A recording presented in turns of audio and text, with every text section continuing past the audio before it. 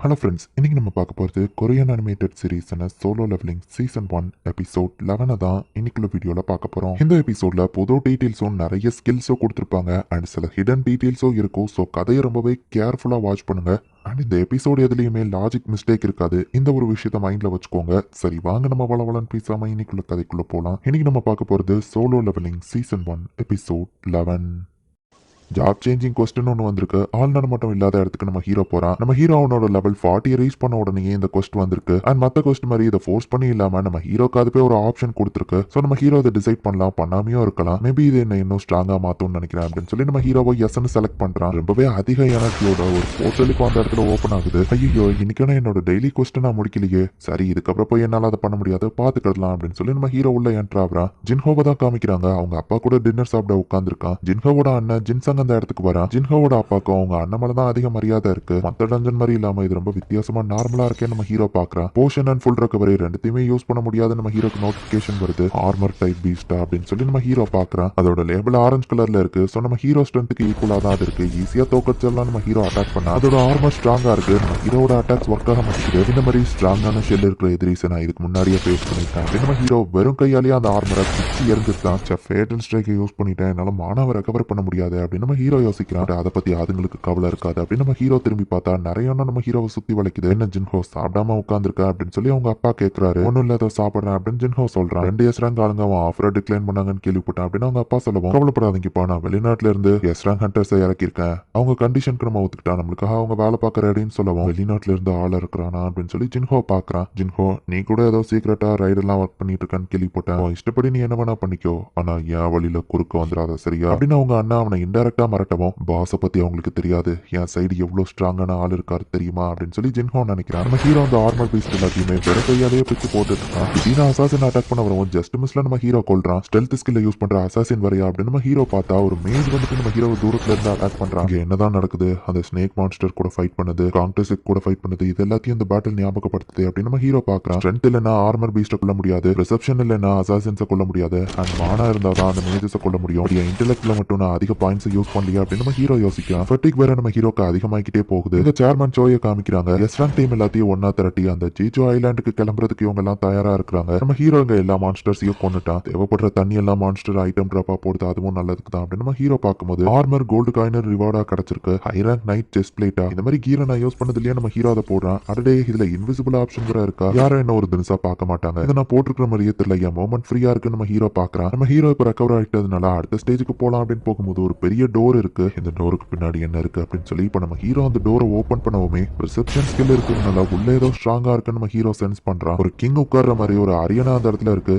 இது ஒரு த்ரோன் ரூமா அப்படின்னு நம்ம ஹீரோ பார்த்தா அதை ப்ரொடெக்ட் பண்ற மாதிரி ஒரு நைட் அந்த இடத்துல வந்து நிக்கிறான். அவன் நடந்து வர்ற அந்த சவுண்ட் என் மொத்த பாடியும் இதை அந்த டபுள் டஞ்சன் தான் ரிமெம்பர் பண்ணுது அப்படின்னு நம்ம ஹீரோ யோசிக்கான். நைட் கமாண்டர் இகரிஸ் அப்படின்னு இருக்கு. லேபிளும் ரெட் கலர்ல இருக்கு. கண்டிப்பா இவன் ரொம்ப ஸ்ட்ராங் தான். ஒரு எம்டியான த்ரோனை வர ப்ரொடெக்ட் பண்ணிட்டு இருக்கான் அப்படின்னு நம்ம ஹீரோ பார்த்துட்டு இருக்கும்போது செம்ம ஃபாஸ்டா வந்து நம்ம ஹீரோவை அட்டாக் பண்றான். இல்லறையே அவன் குச்சி மாதிரி அசால்ட்டா விட்டுறானே அப்படின்னு நம்ம ஹீரோ பாக்குறான். நம்ம ஹீரோவோட ஸ்ட்ரென்த்தை விடவும் இந்த இகரிஸோட ஸ்ட்ரென்த் வேற லெவல்ல இருக்கு. இவன் இந்த வெயிட்டான ஆர்மரை போட்டுட்டு அவன் இவ்வளவு ஸ்ட்ராங்கா மூவ் ஆகுறான் அப்படின்னு நம்ம ஹீரோவான விட்டு கொடுக்கல. செம்ம ஃபாஸ்டா போய் அவனை அட்டாக் பண்றான். பட் அவனோட நம்ம ஹீரோவால எதுவும் பண்ண முடியல. நினைச்சதை விடவும் இவன் ரொம்பவே ஸ்ட்ராங்கா இருக்கான். இவன் ரொம்ப ஸ்ட்ராங்கா இருக்கான்னா அப்படின்னா என் ஸ்பீடை யூஸ் பண்ணி தான் நான் இவனை தோக்கடிக்கணும். டேக்கர் வச்சு எதுவும் பண்ண முடியலன்னா வெறும் கையால என்னால அட்டாக் பண்ண முடியுமா அப்படின்னு நம்ம ஹீரோ அவன் ஸ்வாட வைக்கவும் இந்த இகரிஸ் அவன் கையில இருக்கிற ஸ்வாடெல்லாம் தூக்கி கீழே போட்டுட்டு வெறும் கையாலேயே ஃபைட் பண்ண ரெடி ஆகுறான். சேர்மன் என்ன கூப்பிட்டீங்களா அப்படின்னு ஓஜன் கேட்கவும், ஆமா எனக்கு நிறைய வேலை குமிஞ்சு கிடக்குது. ஃபைனலி அந்த ஜீஜோ ஐலாண்ட் மிஷனுக்கு எல்லாரும் கிளம்பிட்டாங்க அப்படின்னு சேர்மன் பேசிட்டு இருக்கும் போதே இதை அப்ரூவ் பண்ணதுக்கு ரொம்பவும் தேங்க்ஸ் சார் அப்படின்னு சொல்லி சோய் வந்து அவருக்கு ஃபோன் பண்ணி சொல்றான். நீங்க தான் டிவில இன்டர்வியூ எல்லாம் கொடுத்து மக்கள் மனசை மாத்திருக்கீங்க. நான் பெருசா எதுவும் பண்ணலன்னு சேர்மன் சொல்லவும், பட் இந்த தடவையும் தோத்துட்டா அது உங்களை தானே பாதிக்கும்னு சொல்லவும், அந்த இடம் ரொம்ப டேஞ்சரஸ் ஆனது, ஸோ ரொம்பவே கேர்ஃபுல்லா இருங்க அப்படின்னு சொல்லி சேர்மன் சொல்றாரு. அது எனக்கு நல்லாவே தெரியும். எனிமி எப்படி ரெஸ்பாண்ட் பண்றாங்கன்னு நம்ம பார்ப்போம். ஜீஜோ ஐலாண்ட்ல போன அந்த 3வது ரைடு என்ன பொறுத்தளவு அது இன்னும் முடியல அப்படின்னு சோய் சொல்றான். இக்ரேசு ஸ்வாட கீழே வச்சு செம ஃபாஸ்டா வந்து நம்ம ஹீரோவை அடின்னு அடிக்கிறான். செம ஃபாஸ்டா நம்ம ஹீரோவை பஞ்ச் பண்ணிட்டே இருக்கான். நம்ம ஹீரோவை கையை வச்சு தடுத்துட்டு இருக்கான். ஈவன் நான் ஆர்மரை போட்டு இருந்துமே என் கை டேமேஜ் ஆயிடுச்சு.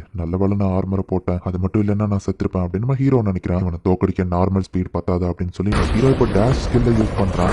ஃபாஸ்டா நம்ம ஹீரோ மூவாக்கி இக்ரேஸ் அட்டாக் பண்றான். ஆனாலுமே இக்ரேஸ் நம்ம ஹீரோட காலை தடுக்கி விட்டு நம்ம ஹீரோ தான் பஞ்ச் பண்ணிட்டு இருக்கான். ஹீரோக்கு கொஞ்சம் கூட யோசிக்கிறது கூட டைம் கொடுக்காம இக்ரேஸ் அட்டாக் பண்ணிட்டு இருக்கான். நம்ம ஹீரோ நம்ம ஃபாஸ்டா மூவாக்கி காலை வச்சு இக்ரேஸோட கழுத்திலே நம்ம ஹீரோ ஒரு கிக் பண்றான். ஒரு அட்டாக் அவன் பண்ணதுக்கு இக்ரேஸ் செம டென்ஷன் ஆயிருக்கான்.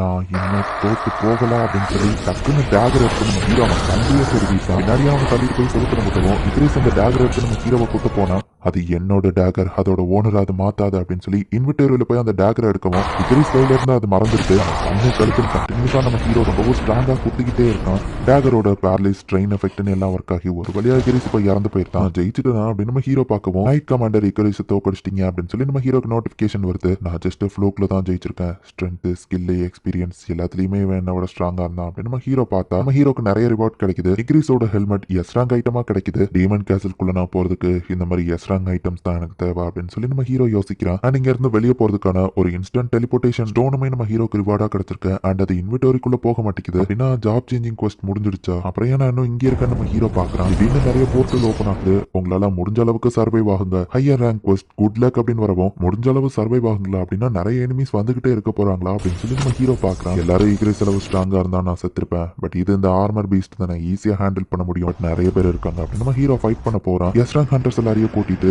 ஜிஜோ ஐலாண்டுக்கு சேர்மன் சாய் கிளம்புறான். நம்ம ஹீரோ எத்தனை பீஸ்ட டிஃபீட் பண்ணாலும் அந்த போர்ட்டல் வழியா கண்டினியூஸா நிறைய வந்துகிட்டே இருக்கு. ஹெல்த் ஸ்கில்ல யூஸ் பண்ணி நம்ம ஹீரோ போய் ஒளிஞ்சு நிக்கிறான். இந்த இடத்துல போஷனை யூஸ் பண்ண முடியாது, சோ ஹெச்பியும் நம்ம ஹீரோவால ரெக்கவர் பண்ண முடியல. பட் ஒரு மேஜ் வந்து ஒரு ஐயை யூஸ் பண்ணுவோம், நம்ம ஹீரோ ஸ்டெல்த் ஸ்கில் வந்து டீஆக்டிவேட் ஆகுது. இதுங்களை கொல்றது நம்ம ஹீரோக்கு பெரிய விஷயமே இல்ல. நிறைய மான்ஸ்டர் சுத்தி இருக்கிறதுனால கண்டினியூஸா நம்ம ஹீரோவால ஃபைட் பண்ணிக்கிட்டே இருக்க முடியல. நான் எவ்வளவு நேரம் சர்வைவ் இருக்கேன், என்ன வெறும் 5 நிமிஷம் தானா அப்படின்னு நம்ம ஹீரோ பாக்குறான். சம வெளியே போயிடலாம் டெலிபோர்டேஷன் ஸ்டோன் எடுத்தா ஒரு மான்ஸ்டர் அட்டாக் பண்ணதுல அது கீழே விழுந்துட்டு நிறைய பீஸ்ட் சேர்ந்து நம்ம ஹீரோவை மொத்தமா சுத்து போடுது. இந்த இடத்துல இந்த எபிசோட் முடியுது. எப்பவுமே நம்ம ஹீரோக்கோ டெலிபோர்டேஷன் ஸ்டோனுக்கோ ராசியே இல்ல. எப்பவுமே நம்ம ஹீரோ அதை கீழே போட்டுதான் கண்டினியூஸா நிறைய மான்ஸ்டர் வந்துகிட்டே இருக்குங்கிறதுனால தான் சிஸ்டமே நம்ம ஹீரோக்கு அந்த டெலிபோர்டேஷன் ஸ்டோனை கொடுத்துருக்கோம். பட் அதை நம்ம ஹீரோ தொலைச்சிட்டான். எப்படி நம்ம ஹீரோ இங்க இருந்து வெளியே போறான், என்ன நடக்க போகுதுங்கிறது நெக்ஸ்ட் எபிசோட் பார்த்து தெரிஞ்சுக்கோங்க. அண்ட் உங்களுக்கு இந்த வீடியோ பிடிச்சிருந்தது அப்படின்னா லைக் பண்ணிட்டு அப்படி மறக்காம நம்ம சேனலை சப்ஸ்கிரைப் பண்ணிருங்க. தேங்க்யூ ஃபார் வாட்சிங். Bye guys. நெக்ஸ்ட் எபிசோட்ல மீட் பண்ணலாம்.